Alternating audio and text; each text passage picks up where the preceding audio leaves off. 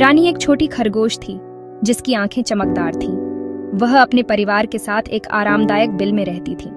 रानी को नई नई जगहें देखना बहुत पसंद था। उसके लिए हर दिन एक नया रोमांच होता था। पेड़ों से हल्की हवा चल रही थी, पंछी मधुर आवाज में चहचहा रहे थे। ऐसे ही रानी जंगल में आगे बढ़ी। उसकी मुलाकात टीकू नाम के एक बुद्धिमान कछुए से हुई। टीकू एक बड़ी चट्टान पर धूप सेंक रहा था। उसका खोल रोशनी में चमक रहा था। रानी उत्सुकता से उसके पास पहुंची। नमस्ते, मैं रानी हूँ। आप यहाँ क्या कर रहे हैं टीकू? मैं धूप का आनंद ले रहा हूँ। तुम यहाँ क्या कर रही हो बच्ची? मैं जंगल देख रही हूँ। क्या आप मेरे साथ चलेंगे? मुझे बहुत खुशी होगी। और इस तरह दोनों नए दोस्त अपने साहसिक कार्य पर निकल पड़े। जैसे ही वे चल रहे थे, उन्होंने एक सुंदर गीत सुना। ये पीनू नाम के एक रंगीन तोते का था। पीनू एक पेड़ से नीचे उतरा और अपना परिचय दिया। नमस्ते, मैं पीनू हूँ। क्या मैं आपकी यात्रा में शामिल हो सकता हूँ? वह रानी और टीकू के साथ हो गया। उन्हें जंगल के अजूबे दिखाने के लिए उत्साहित था। तीनों ने अपनी यात्रा जारी रखी। उनके दिल खुशी से फूले नहीं समा रहे थे। जल्द ही उनकी मुलाकात मिमी नाम की एक नटखट बंदरिया से हुई। मिमी आसानी से एक पेड़ से दूसरे पेड़ पर झूल रही थी। उसने उस समूह को देखा और उनके साथ जाने का फैसला किया। नमस्ते, मैं मिमी हूँ। आप सब कहाँ जा रहे हैं? हम जंगल देख रहे हैं। क्या तुम हमारे साथ आना चाहोगी? जरूर, मुझे सबसे अच्छी जगह पता है। मिमी आगे आगे चल रही थी और बाकी सभी उसके पीछे पीछे जंगल में और अंदर चले गए। वे बातें करते और हंसते रहे, अपनी कहानियां और अनुभव साझा करते रहे।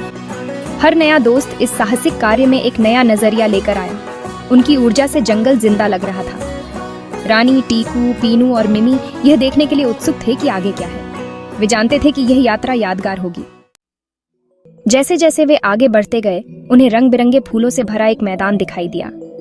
फूल हवा में धीरे धीरे हिल रहे थे, जिससे एक मनमोहक नजारा दिखाई दे रहा था। रानी और उसके दोस्त इस नजारे को देखकर दंग रह गए। इन सभी सुंदर रंगों को देखो, मैंने ऐसा पहले कभी नहीं देखा। उन्होंने अपनी यात्रा जारी रखी और जल्द ही एक चमकती नदी पर पहुंच गए। पानी एकदम साफ था और मछलियां सतह के नीचे इधर उधर तैर रही थीं। शांति का आनंद लेते हुए दोस्तों ने नदी के किनारे आराम करने के लिए कुछ देर रुकने का फैसला किया। उनके आराम करने के बाद मिमी उन्हें एक छिपे हुए झरने पर ले गई। चट्टानों से पानी नीचे गिर रहा था, जिससे एक सुखदायक आवाज आ रही थी। दोस्त विस्मय में खड़े थे, इस दृश्य की सुंदरता को निहार रहे थे। ये बहुत सुंदर है। मैंने इससे ज्यादा खूबसूरत कुछ नहीं देखा। दोस्तों ने झरने पर कुछ समय बिताया और अपने आसपास की सुंदरता को अपने अंदर समा लिया। वे एक साथ इतनी जादुई जगह देखने के मौके के लिए आभारी महसूस कर रहे थे। जैसे ही सूरज डूबने लगा, दोस्तों को एहसास हुआ कि अब घर लौटने का समय हो गया है। वे अंधेरा होने के बाद जंगल में खोना नहीं चाहते थे।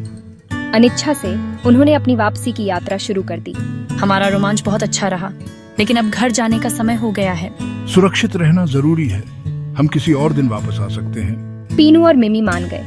उन्होंने जंगल से होते हुए उसी रास्ते से वापस जाना शुरू कर दिया। धुंधली रोशनी में रास्ता अलग दिख रहा था, लेकिन वे एक दूसरे का साथ और मार्गदर्शन पाकर चल रहे थे। जैसे ही वे चल रहे थे, उन्होंने दिन के अपने पसंदीदा हिस्सों के बारे में बात की। हर दोस्त के पास एक अनोखी याद थी जिसे वह संजो कर रखेगा। वे जानते थे कि इस साहसिक कार्य ने उन्हें एक दूसरे के और करीब ला दिया था। वापस जाते समय उन्होंने एक धीमी चीख सुनी। आवाज का पीछा करते हुए उन्हें स्क्वीकी नाम की एक खोई हुई गिलहरी मिली। वह डर के मारे कांप रही थी। उसे अपना घर नहीं मिल रहा था। कृपया मेरी मदद करो, मुझे नहीं पता कि मैं कहाँ हूँ। चिंता मत करो, हम तुम्हें तुम्हारा घर खोजने में मदद करेंगे।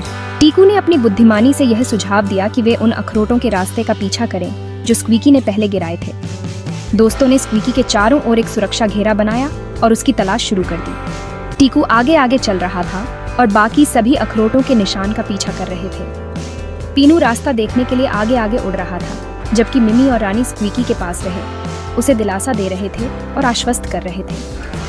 कुछ समय बाद उन्हें स्क्वीकी का घर मिल गया। वह बहुत खुश हुई और अपने नए दोस्तों को उनकी दया के लिए धन्यवाद दिया। उन दोस्तों को संतुष्टि की अनुभूति हुई, क्योंकि वे जानते थे कि उन्होंने जरूरतमंद की मदद की है। जैसे ही रानी और उसके दोस्त अपने घर वापस पहुंचे, उन्होंने अपने दिन पर विचार किया। उन्होंने दूसरों की मदद करने से मिलने वाले आनंद और संतुष्टि का एहसास किया। उन्होंने जरूरतमंद लोगों के प्रति हमेशा दयालु और मददगार बने रहने का संकल्प लिया। इस साहसिक कार्य ने हमें बहुत कुछ सिखाया है।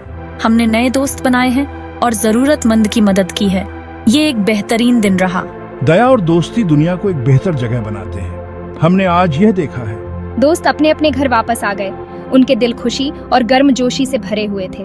वे जानते थे कि उन्होंने ऐसी यादें बनाई हैं जो जीवन भर रहेंगी। वे यह भी जानते थे कि उन्होंने अपनी दया और दोस्ती से जंगल को एक बेहतर जगह बना दिया है। उनके साहसिक कार्य का नैतिक मूल्य स्पष्ट था। दया और दोस्ती में दुनिया को एक बेहतर जगह बनाने की शक्ति होती है। और रानी, टीकू, पीनू और मिमी ने यह संदेश जहां भी गए फैलाने की ठान